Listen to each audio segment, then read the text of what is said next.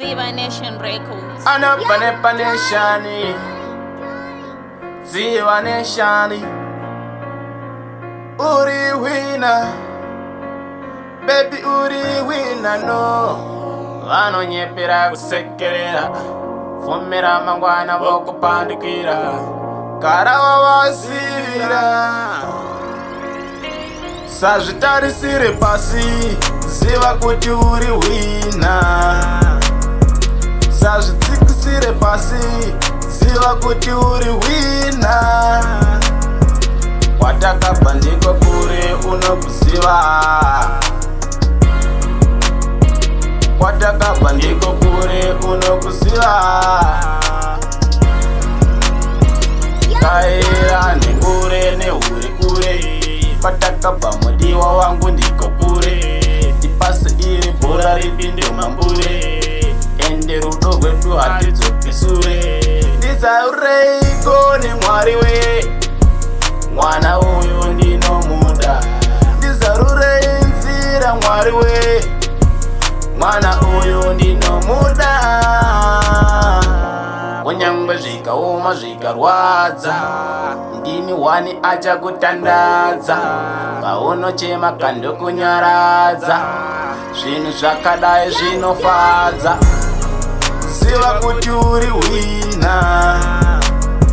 Sazvitsikisire pasi, ziva kuti uri winner. Kwatakabva ndiko kure unokuziva. Kwatakabva ndiko kure unokuziva. Ndinewe handirare kunge njerechere.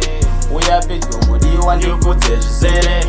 Handifi ndakurora nemusengabere. Gara pasi pedu natsoterere.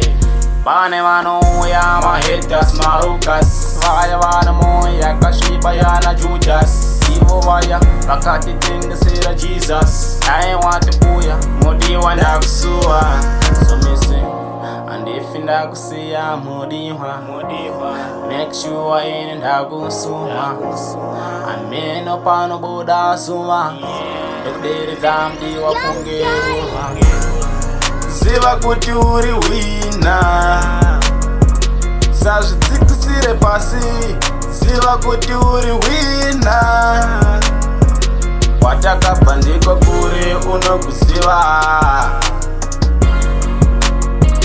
Kwatakabva ndiko kure unokuziva. Kaira nekure neuri kure. Kwatakabva mudiwa wangu ndiko kure. Tipase iri bhora ripinde mambure. Ende rudo rwedu hatidzopisure. Ndizaureiko nemwari we, mwana uyu ndinomuda. Ndizarurei nzira mwari we, mwana uyu ndinomuda.